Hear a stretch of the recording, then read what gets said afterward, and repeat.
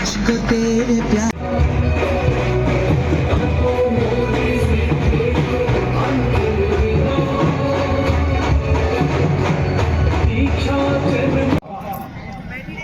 हम प्रथम स्मृति दिवस मना रहे हैं, वो देश ही नहीं पूरी दुनिया के एक महान संत है। संत ऐसे नहीं बन जाता कोई जो अपने समस्त भौतिक सुखों का परित्याग कर दे, जिनके मन में केवल लोग। हे गुरुवर विद्यासागर, इतनी कृपा बनाए रखना, सत्य अहिंसा त्याग के मार्ग पर चलाए रखना, मेरी वाणी और मेरे इलाज से किसी का गलत ना हो। बस गुरुवर विद्यासागर इतनी कृपा बनाए रखना, उसे इतनी कृपा बनाए रखना। मैं गुरु विद्यासागर कोटि कोटि प्रणाम करता हूँ। जैसा कि आज हम सभी यहाँ पर एक महान गुरु, जिनको महान तपस्वी खैर आचार्य विद्यासागर जी, इनके दर्शन तो करते ही रहते हैं। सौभाग्य से मुझे कभी विद्यासागर जी के दर्शन करने का सौभाग्य मिला था जब मेरी ससुराल दमोह में। और ये किस्सा मैं इसलिए शेयर करना चाहता हूँ कि इसका अंतिम सार जब आप सुनेंगे तो निश्चित तौर पे आप तालियां बजा करके आचार्य विद्यासागर की उस प्रेरणा के बारे में जरूर एप्रिसिएशन देंगे।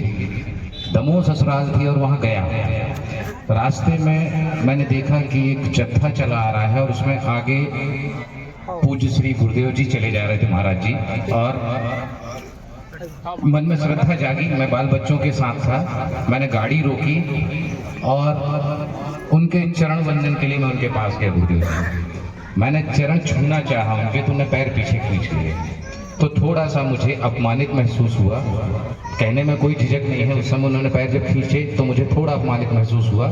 तो मैंने ये शब्द कहे कि मैं ऐसे समाज से हूँ कि मैं आपके पैर छू सकता हूँ। तो दो चार जो उनके अनुयायी थे अपने जैन समाज के धर्मावलंबी, उन्होंने मुझे पीछे की तरफ धकेलने का प्रयास किया।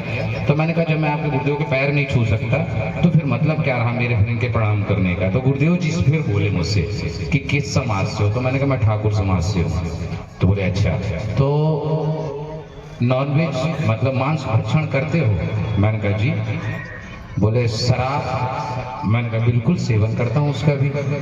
तो बोले इसीलिए मैं नहीं छूने दे रहा हूँ, अगर तुम छोड़ दोगे तो मैं छूने देता हूँ। तो मैंने कहा मैं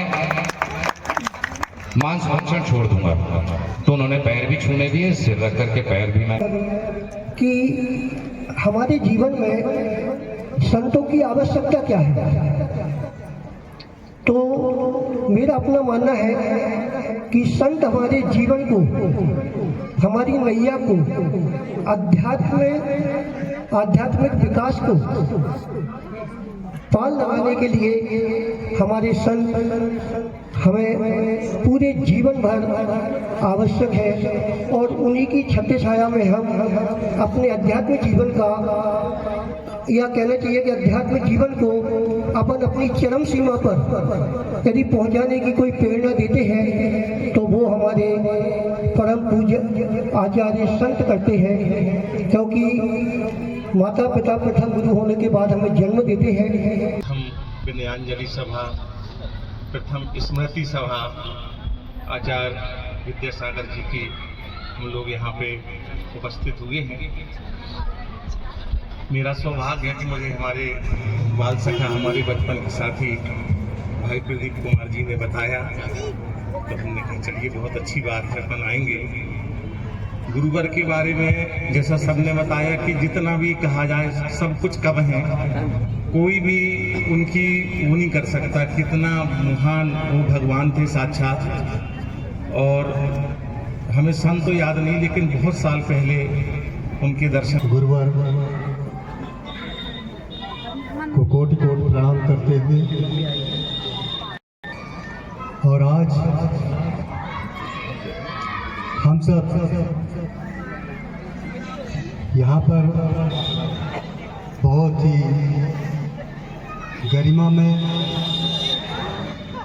आयोजन में उपस्थित हुए हैं।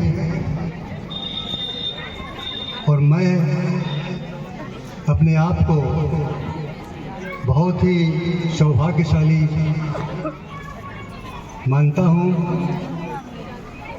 कि आज के इस आयोजन में मैं उपस्थित होकर आचार्य श्री गुरु श्री 108 श्री विद्यासागर जी के चरणों में नमन करने के लिए मुझे यहाँ पर मौका मिला। और इनमें से जो यहाँ पर हमारे बीच बैठे हुए हैं, इनमें से तो मुझसे भी बहुत सौभाग्यशाली लोग हैं जिन्होंने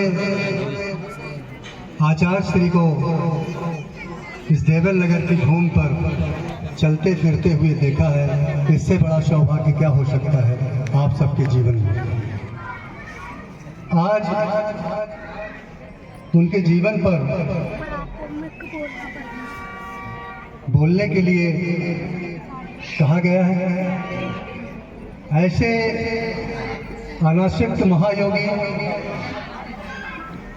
प्रखर तपस्वी के जीवन के बारे में बोलना बहुत ही असंभव कार्य है, जिसका पूरा जीवन आज भी एक रहस्य बना हुआ है, जिनके जीवन के बारे में